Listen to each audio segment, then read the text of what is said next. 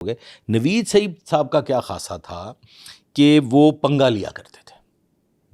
मतलब जैसे एक ड्यूटी के दौरान करबला गामे शाह, बड़ा मशहूर हुआ वाक़या, ड्यूटी पे थे और वहाँ पे इत्तफाकन आबिद बॉक्सर, ये या आबिद बॉक्सर लोहारी था या नवीद सईद लोहारी थे, और ये उसी ड्यूटी लगी करबला गामे शाह ड्यूटी पे हैं दोनों SHO साहबान मुहर्रम के। ठीक है।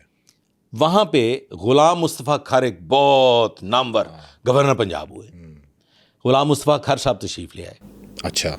नवीद सईद उस गेट पे खड़ा था, बिल्कुल करबला गामे शाह के सामने चौक में। गाड़ी में बड़ा वेपन था, मीन्स के AK-47 गाड़ी में नजर आई। नवीद सईद ने गाड़ी रोक ली। और पता भी है नवीद सईद को कि गवर्नर की गाड़ी है। अब ये अल्लाह बेहतर जानता है, वो आज दुनिया में मौजूद नहीं है, लेकिन वहाँ जो वाक़या पेश आया वो सुनने लायक है।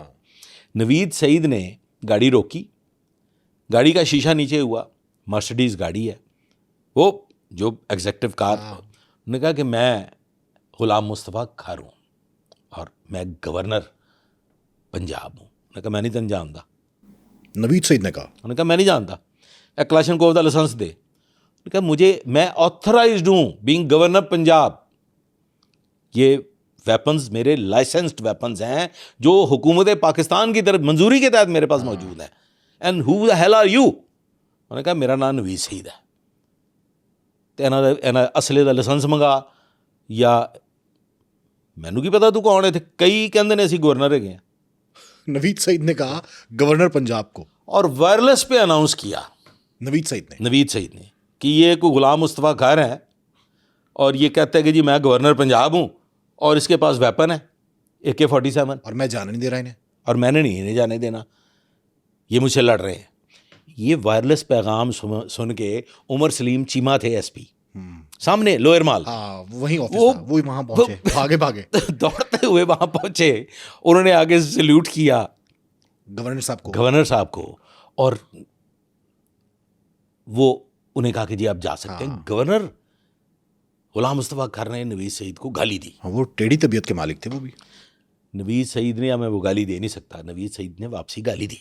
ना करें सर, ये आबिद बॉक्सर सलामत हैं, वो विटनेस है इस वाक़े के, और ये ज़बाने ज़दे खासो आम हुआ। हम तक जब ये बात पहुंची, हमारे लिए ये कोई इतनी बड़ी वो बात नहीं, क्योंकि आप नवीद सईद को जानते थे। अच्छा, गवर्नर पंजाब गुलाम मुस्तफ़ा खर की गाड़ी में असला था, वेपन थे जो होते हैं, और उसको गाड़ी को रोका नवीद सईद ने। गुलाम मुस्तफ़ा खर ने गाली दी तो जवाबन नवीद सईद ने जी नवीद सईद ने गाली दी। Naveed Saeed was SHO Shahdara. अब ये मैं वजह बता रहा हूँ कि नवीद सईद की जो वजह शोहरत है, वो वजह शोहरत एनकाउंटर्स नहीं है, एनकाउंटर्स उसकी वजह शोहरत नहीं है। हूड़ मत होना, बदतमीज होना।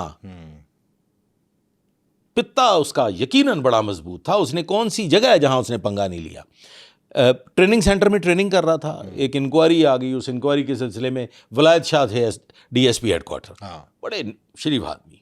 वलायत शाह साहब इंक्वायरी के लिए आए, कोई तलखी हुई, नवीद सईद ने कुंडी लगा ली अंदर से। और इंक्वायरी नवीद सईद की होनी थी, अभी नवीद सईद की इंक्वायरी थी। नवीद सईद ने लंबा डाल के वलायत शाह को इतना मारा कि वो बेहाल हो गए। वलायत शाह DSP थे, और ये सब इंस्पेक्टर, एक सब इंस्पेक्टर ने DSP को कमरा बंद करके पीटा। नतीजतन वलायत शाह भी सस्पेंड हुए, नवीद सईद भी सस्पेंड हुए। और मजे की बात यह है कि नवीद सईद पहले रीइंस्टेट हो गए, वलायत शाह बाद में रीइंस्टेट हुए। इस तरह के बेशुमार वाक़यात हैं। इसमें एक बड़ा इंपॉर्टेंट वाक़या, शाहिद हसन गालबन, ये शाहिद महबूब, शाहिद DIG थे, गालबन शाहिद हसन ही थे। Naveed Saeed was SHO Shahdara.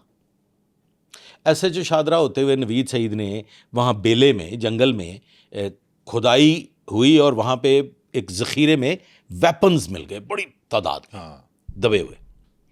वो वहाँ पे शाहिद हसन साहब भी पहुँचे। किसी एक बात पे, कोई डिसिप्लिन को मद्देनज़र रखते हुए शाहिद हसन साहब की उसके साथ तलखी हो गई। नहीं, वो sitting DIG।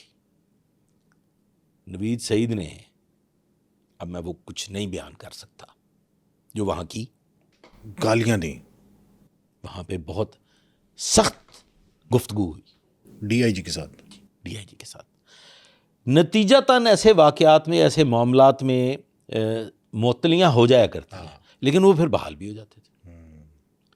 Naveed Saeed major अकरम साहब के मंजूर नज़र थे, बड़ी मोहब्बत करते थे। डीआईजी राना कबूल साहब के बड़े मंजूर नज़र थे, बड़ी मोहब्बत करते थे। अहमद रज़ा ताहिर साहब हो गए, हाजी हबीबुर रहमान साहब हो गए, और एक फिर जस्टिस थे हाई कोर्ट के मंजूर साहब। वो नवीद सईद को अपने बेटों की तरह समझते थे। तो नवीद सईद की बैकबोन जो थी वो बड़ी मजबूत थी, वो बड़ी मजबूत थी, और वो किसी को खातिर में नहीं लाता था। ये थी नवीद सईद की बुनियादी तौर पे वजह, शोहरत। अब आए उन इनकाउंटर्स पे। सर मैं किन इनकाउंटर्स पे जो नवीद सईद ने किए, और उसके बाद नवीद सईद का जो अंजाम हुआ। देखिए, नवीद सईद के जो है ना जी एनकाउंटर्स, उसमें परवेज़ उर्फ पेजा, और इसी तरह से नाजी भट्ट है, फिर एक आध वो छीमा साईवालिया, और हुमायूं गुजर। बस ये तीन चार जी, ठीक है। इसमें अब ये मशहूर है हनीफा बाबा के मुतालिक। हाँ, ये इसकी तो दोस्ती थी उसके साथ। हनीफा बाबा नवीद सईद के बरखुरदार थे। नवीद सईद ने मैनेज किया हनीफा बाबा की गिरफ्तारी को, और वो एनकाउंटर किए मियाँ शफकत, जो इस वक्त डीएसपी चूंग है। समझ रहे हैं जी? तो नवीद सईद की जो वजह शोहरत है वो बुनियादी तौर पे एनकाउंटर्स नहीं है। नवीद सईद का, उसकी दिलेरी, उसके पित्ते का दम, मतलब ऐसे बहुत से वाक़यात जिसमें किसी अफसर ने वज़न नहीं उठाया तो नवीद सईद ने क्या गाली कोई नहीं, असी लित्र मार देने, हम कर देते हैं ये वाक़यात। किसी सीनियर कमांड ने कहा कि जी ये ऐसे कर दो, तो बड़े बड़े अफसरान ने, मतलब एक वाक़या ऐसा है, मैं वो वाक़या नहीं बयान करना चाहता, आबिद बॉक्सर ने इनकार किया, नवीद सईद ने कर दिया।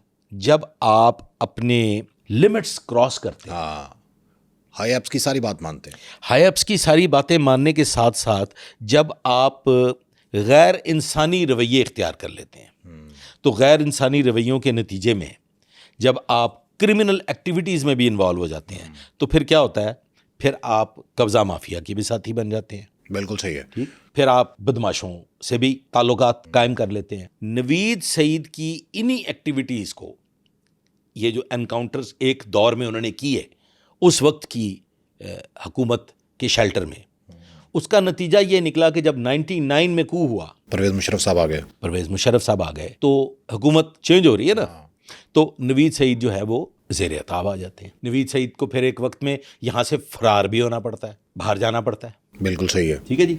लंदन जाते हैं, चूँकि उनकी बेटी भी और उनकी बेगम भी वो वहाँ की नेशनल थी, वो चले जाते हैं लंदन, वहाँ पे रहते हैं, छुप के वक्त गुजारते हैं। यहाँ पे उन्हें दहशत गर्दी की अदालत से 3 साल की सज़ा भी हो जाती है।